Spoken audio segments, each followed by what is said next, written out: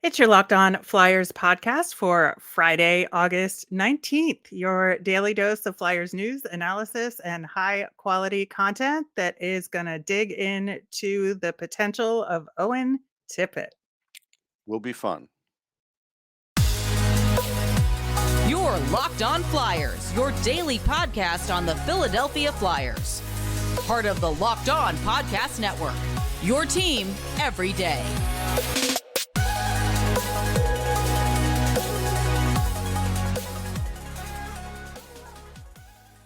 Hello, I'm Rachel Donner. You can find me on Twitter at rmiriam. I'm here with prospect expert Russ Cohen, who's on Twitter at Sportsology. Thanks for making us your first listen every day. You can follow us on Twitter at Locked On Flyers. That's where you'll keep up to date on our episodes, Flyers news, all that good stuff. You can also email the show at lockedonflyers@gmail.com. Today's episode is brought to you by BetOnline. BetOnline has you covered with more props, odds, and lines than ever before. BetOnline, where the game starts. On today's show, we are going to do a deep dive on Owen Tippett. And we got a little bit of Flyers news, plus the NHL released its COVID policy for the upcoming season. So we're going to talk about that. And Gritty went on some adventures, so we'll wrap up with that as well. Locked On Flyers is free and available on Apple Podcasts, Spotify, Odyssey, wherever you're listening right now. So hit that subscribe button. You'll get all of our episodes here on the Locked On Podcast Network. Plus, we're over on YouTube, so subscribe over there and drop us a like as well. Before we get into Owen Tippett, the Phantoms made a couple of re-signings, the first of which I think is a really good sign. Ryan Fitzgerald will be back with the team. He's a Yep. veteran, son of the New Jersey Devils GM. Always love having that connection there. And he was injured for the most of last season. So it's good to see them re-signing him, which means they think he'll be healthy enough to play. Yeah, he's a good AHL player, overachiever. I like him. So I think it's good that they have him back. They also re-signed Alex Kyle, who was on the Phantoms for the first time this past season. So they liked him enough to keep him around again. And that's good to see as well. Yeah, some continuity. Exactly. All right, so Owen Tippett, of course, we know we acquired Owen Tippett in the Claude Giroux deal with the Florida Panthers. He was their 10th overall pick in 2017. And we talk about this a little bit on a previous show, but we'll get back into it here with Chuck Fletcher indicating that Owen Tippett was a key part of that deal, that he was the prospect that they wanted to get in return for Claude Giroux as part of that package. So we'll talk about that. This past off season, he signed a 2-year deal with the Flyers for $1.5 million per season. So Russ, let's talk a little bit about him as a draft prospect and why you think Chuck Fletcher was interested in him specifically. Okay, so first off, I went and looked up my rankings in 2017, and I actually had him ranked 11th. So I had him ranked ahead of like Cale Makar, a couple spots ahead of Makar, as an example. I really liked him. I'll read you the report I had on him. Has a terrific shot. He's good at getting deflections. Smooth skater, capable of getting around players. Could snipe the small holes left by a goalie. Tough kid who could take a hit. So some of those things are still true, and then a few of them are waning. And and we can get into it whenever we get into it. But I think Chuck Fletcher was sort of given a menu by Bill Zito, and I think that the Flyers started hyping Tippett to kind of get the fan base interested. Like, hey, listen, Tippett's really good. Now we're going to go see him.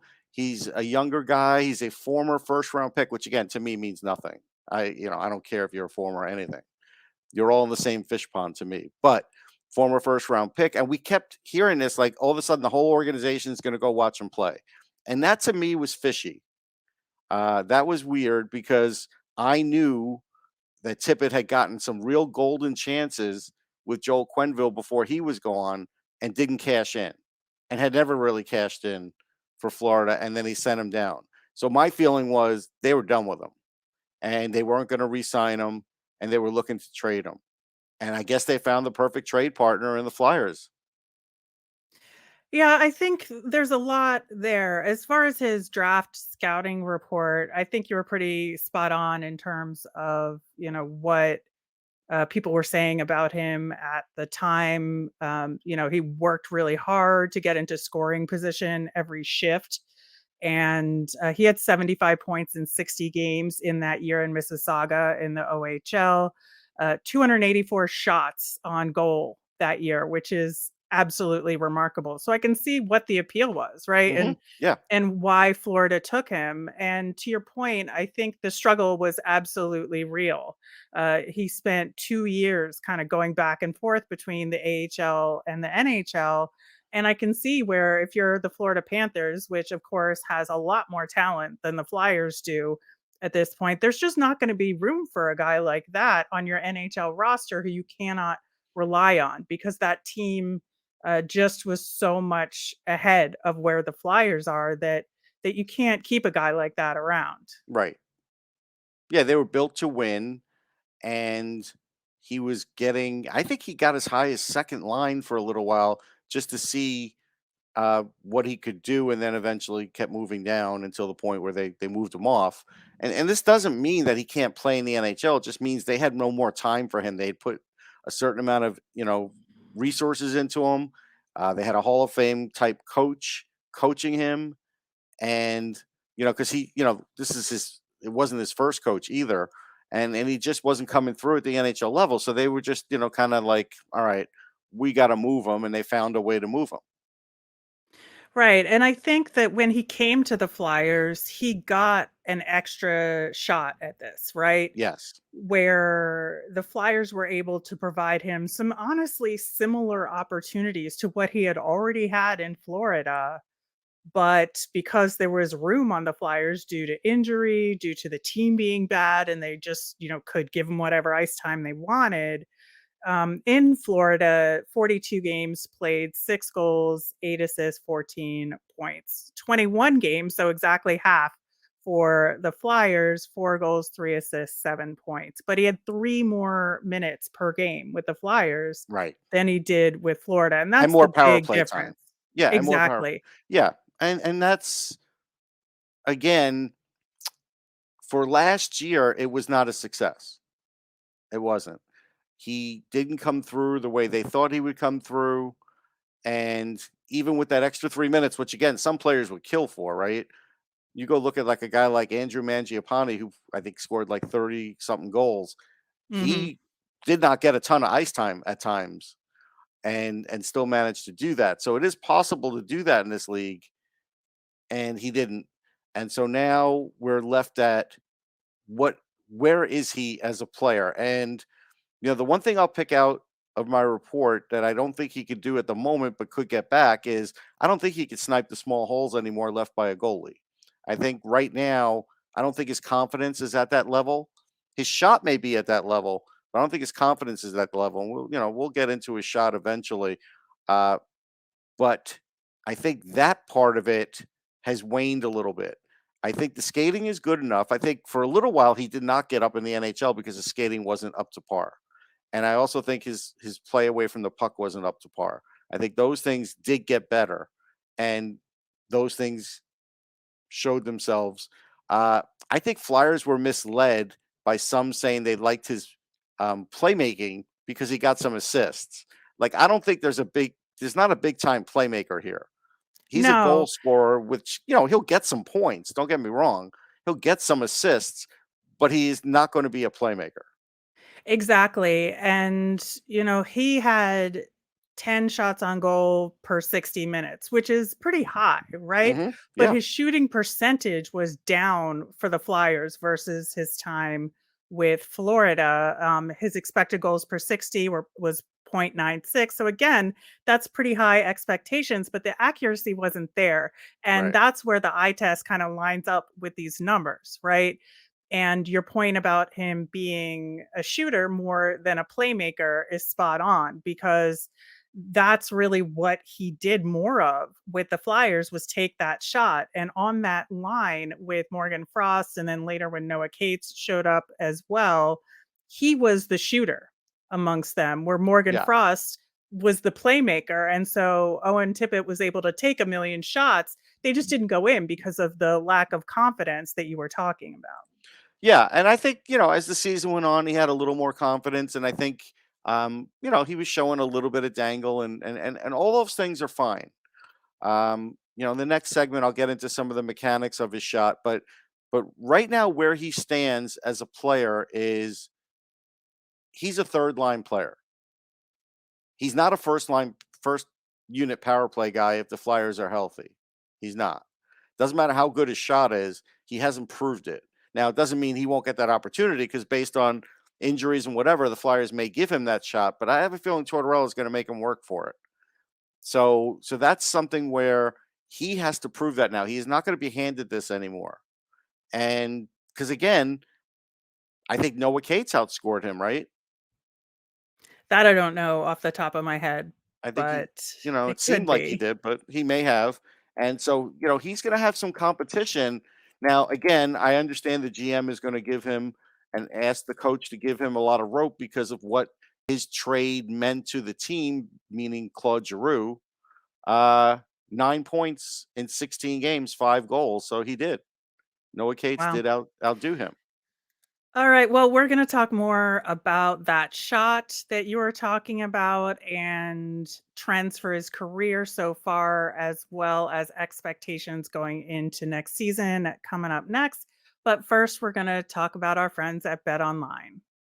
BetOnline.net is your number one source for all your betting needs and sports info. Find league reviews and news on every league, including Major League Baseball, and all the info leading up to the NFL, NBA, and NHL seasons. They even cover combat sports, esports, and golf too. BetOnline is your continued source for all your sports wagering information, from live betting to scores, podcasts, and more. BetOnline is the fastest and easiest way to check in all your favorite sports and events. Head to the BetOnline website today or use your mobile device to learn more about the trends and action. BetOnline, where the game starts. So, Russ, I think one of the biggest things we talked about when he got his 2-year contract was the kind of coaching help that he needs to have a successful upcoming season, and part of that is related to his shot. Yeah, I would hope, like, I'm just going to use a player as an example. Jaeger Fergus, who, we talked about in the draft, uh, put up his parents bought him like a shooting tarp in the house. And I think Owen Tippett needs that. It would be good if he also had a shooting coach, but I think he needs that and needs to look at his video, because when he's getting a shot, and I've talked to other people about this, I noticed it, and then other people agreed. When he's getting a shot and he doesn't have time to think about it, and he's just like, it gets to him, he shoots it, it goes in. If he gets a shot and then there's like that half second to decide what to do with it, it doesn't go in. And that's how it was last year. And so the mechanics of the shot are actually fine. It's all up in his head. And it's the way that he has to do it. And honestly, you just have to tell him as a coach, like, not to think about it. And I'm hoping he's shooting, 100 pucks a day.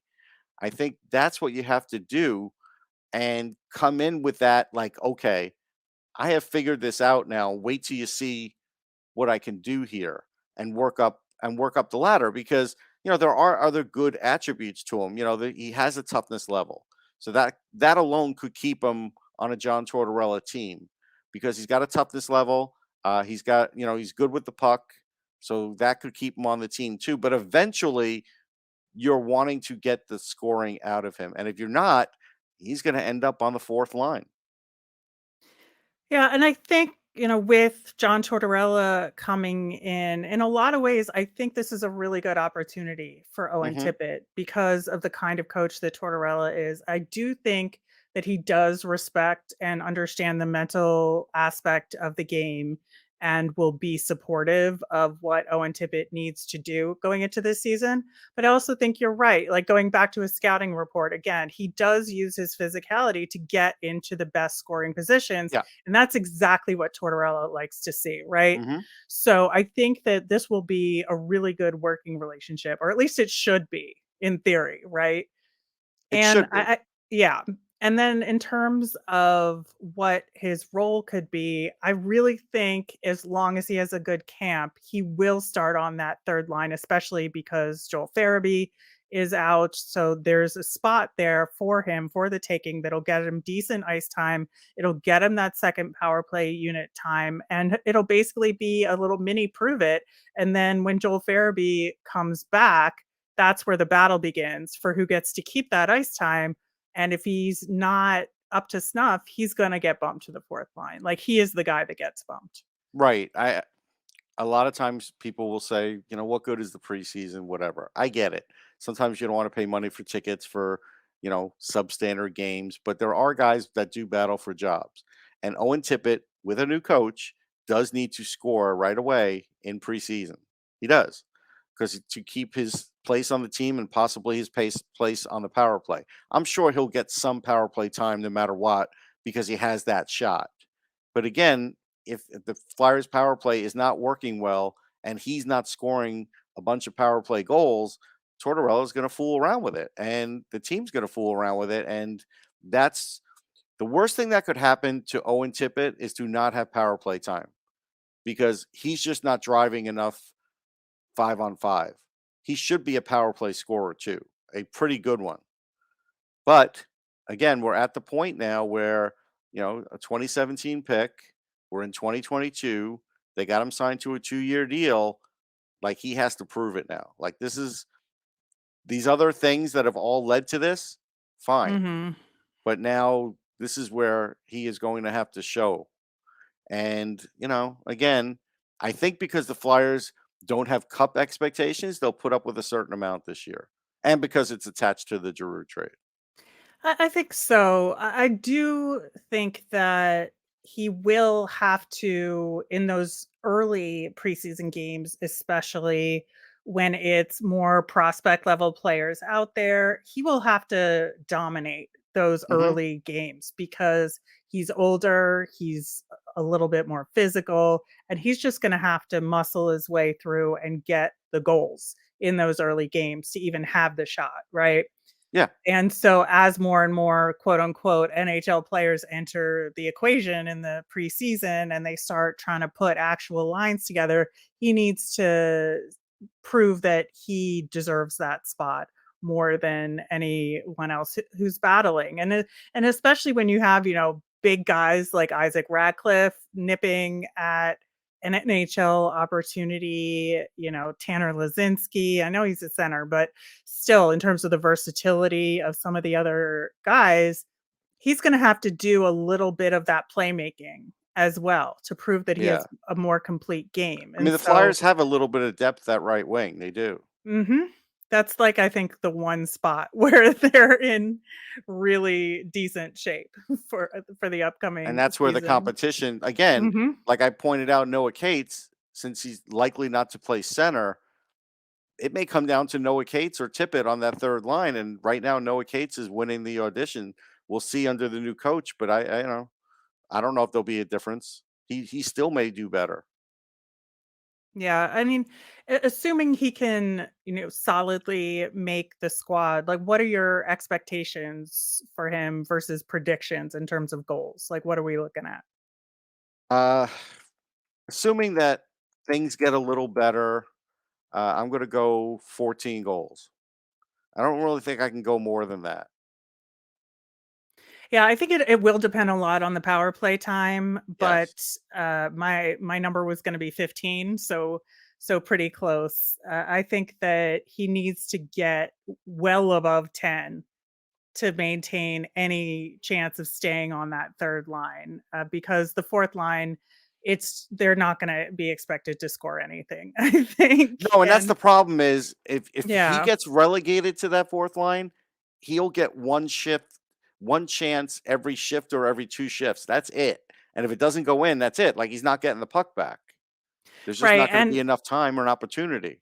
And if Zach McEwen is on that fourth line, McEwen's going to take the puck in and take the shot because Right. that's what he does. And Yeah. so Owen Tippett is not going to get those chances unless they're rebound Right. opportunities. Right. And so that's why it's not ideal for him to be there.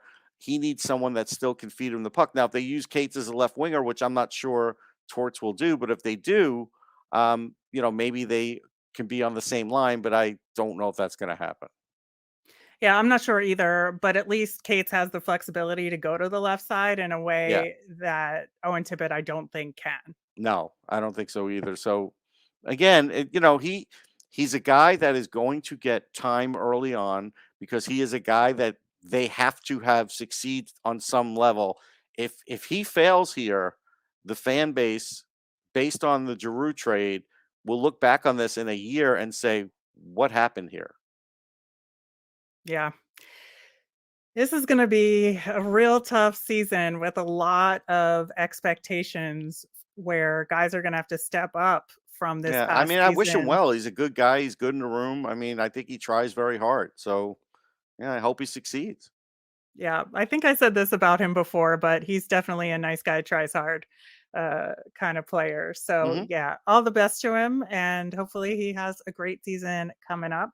Up next on the show, we are going to talk about the NHL's COVID policy for next season and wrap up with some gritty adventures.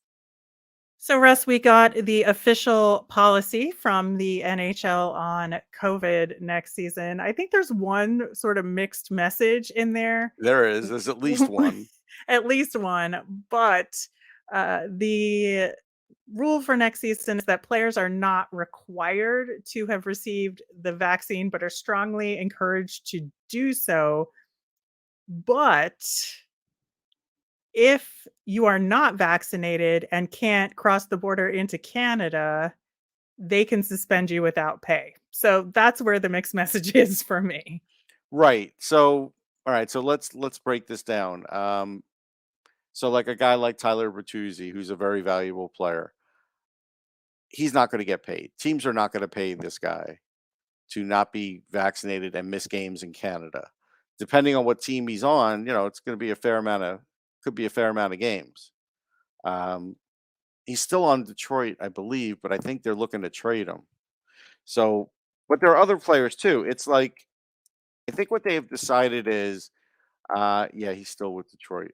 Um, I think what they've decided is, hey, you don't want to get vaccinated, fine, don't get vaccinated, but then you're going to sort of leave things in our hands on what we're going to do with you, and yeah, you can't play in Canada because it's unlikely Canada is going to change their rules. So let's talk about coaches and players who uh, basically have said that they have an issue where they can't take the vaccine.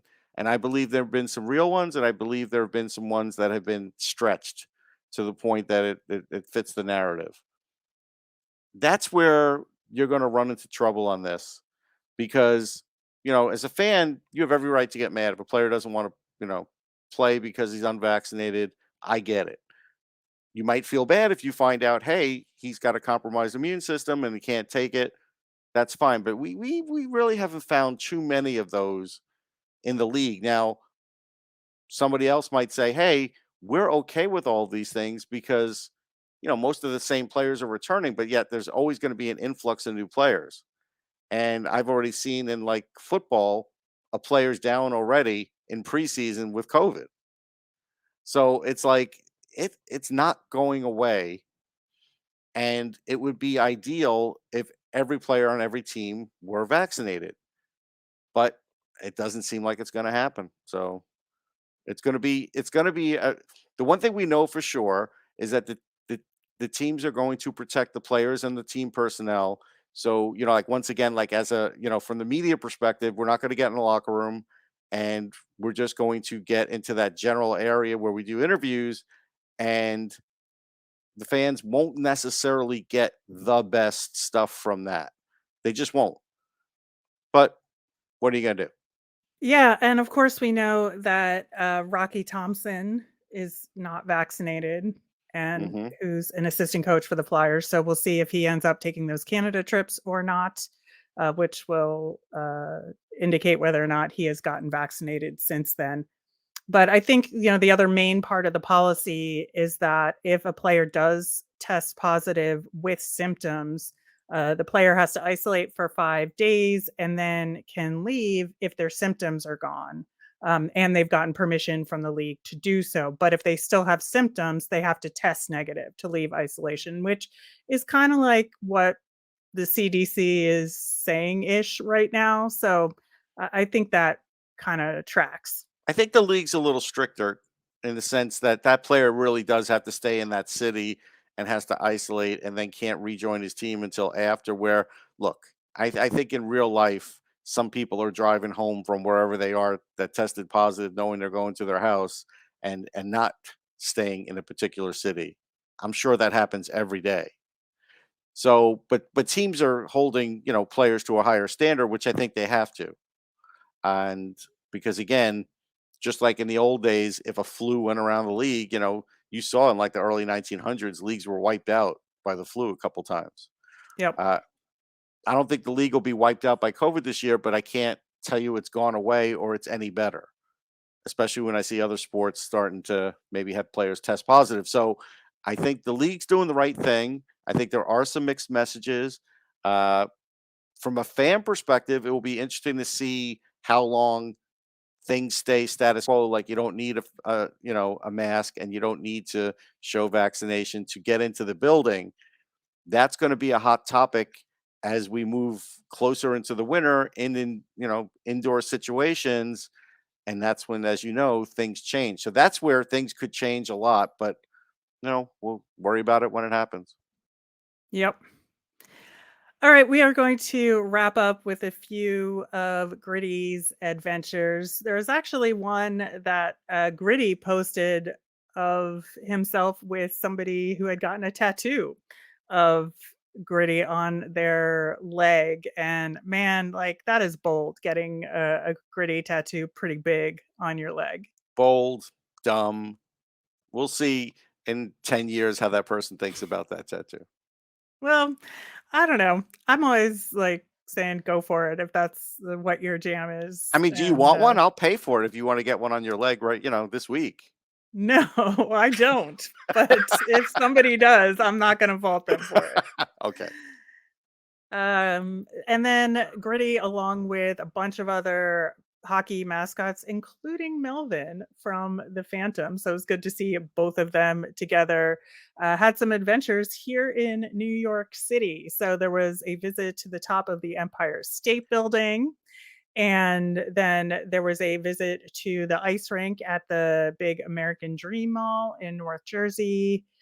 Visit to the NHL offices where Can I they ask made a dumb question? Is the yeah. American Dream Mall the old Paramus Mall, or is it the other one No, that's it's a brand new construction that's huge, and it has like an amusement park, a water yeah, park, okay, it's the that ice one. rink. It has the Right. indoor ski Because they're hill having in it. financial trouble already again. Yes, they are. Yes, they So it's that one absolutely that we are. see off the highway. Okay, that Mhm. massive one. Okay. Yeah. My And other big then question is Gritty really tight with Melvin? Like, are they really friends, or is Gritty I kind think of so. like, yeah, I don't know. I kind of feel like he's like, yeah, I know They we're always gonna have have, fun interactions at Phantoms games. yeah, all right. Does he hang out with him when he's not at Phantoms games? That's the question. They were in New York together, so there you Oh, go. one time. You've got one time. No, they've done plenty of joint Okay, so I community guess they're good buddies appearances. then. All right.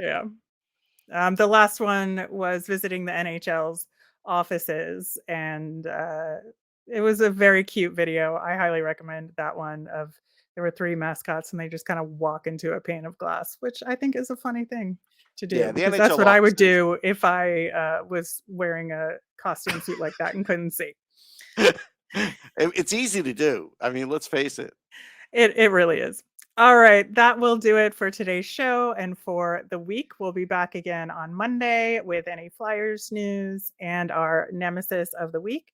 As a reminder, we always want to hear from you. Send us in your mailbag questions via Twitter at LockedOnFlyers, or you can email us at lockedonflyers@gmail.com. I'm Rachel. I'm on Twitter at rmiriam. That's RMIRIAM. I'm Russ. I'm at Sportsology, SPORTSOLOGY. You made us your first listen today. Now make your second listen Locked On NHL. Locked On experts give you a daily 30-minute podcast on all things NHL all year long. Stay up to date on everything in the hockey world with Locked On NHL, your daily NHL podcast. Have a great day, everyone.